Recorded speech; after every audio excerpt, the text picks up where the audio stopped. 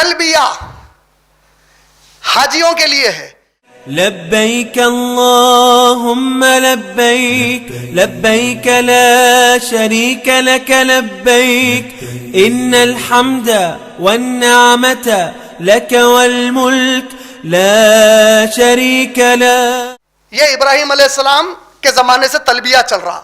اللہم لبیک، اے اللہ میں حاضر ہوں، لا شریک لک لبیک، دنیا کی ہر چیز کو چھوڑ کر آپ کی عبادت کے لیے حاضر ہوں. ان الحمد والنعمت، بے شک تمام تعریفیں آپ کے لیے اور ہر نعمت صرف آپ کے پاس سے ہے، بغیر وسیلے کے، بغیر شفاعت کے، بغیر انٹرسیشن کے، کسی کو بیچ میں ضرورت نہیں ہے آپ میرے کو دینے کے لیے.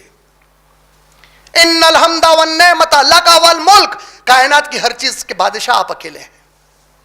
لبیک اللہم لبیک لا شریک لک، یہ کس کے لیے؟ حاجیوں کے لیے. جو لوگ حج نہیں کر رہے ان کے لیے حکم کیا ہے؟ 10 دن ذی الحجہ کے زور زور سے مرد آدمی، عورتیں بہت زور سے نہیں، آہستہ سے، لیکن تھوڑی بہت آواز میں، مرد آدمی زور زور سے. یہاں تک کہ روایتوں میں آتا کہ عبداللہ ابن عمر اور ابو ہریرہ رضی اللہ تعالیٰ عنہ ذی الحجہ کی پہلی تاریخ سے ذی الحجہ کی عید کے دن تک بازاروں میں زور زور سے صرف پڑھنے کی خاطر جاتے تھے تاکہ لوگوں کو سنائے. کیا سنائے؟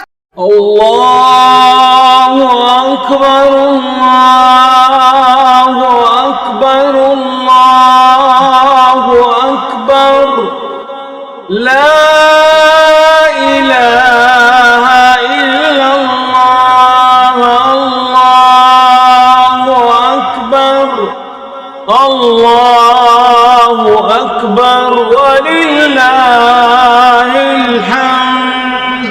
یہ ہے تکبیر، تحلیل اور تمہید. اللہ اکبر، اللہ سب سے بڑے ہے. یہ آپ 3 بار بھی بول سکتے، 2 بار بھی بول سکتے. شروع میں اللہ اکبر بھی بول سکتے ہیں، 3 بار بول سکتے ہیں.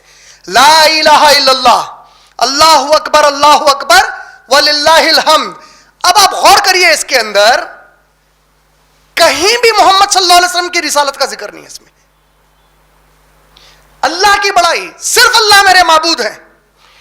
یعنی یہ عید ایسی عید ہے جس میں اللہ چاہتے ہیں کہ صرف بندہ میرے بارے میں ذکر کرے، صرف میری بڑائی، صرف میری عبادت کی گواہی، صرف میرے معبود ہونے کی دلیل اور گواہی، میرے لیے ہر چیز. قل ان صلاتی و نسکی، کہہ دیجئے میرے نبی، میری نماز، میری قربانی، میری زندگی کی ہر سانس، میری موت، سب اللہ کے لیے ہے.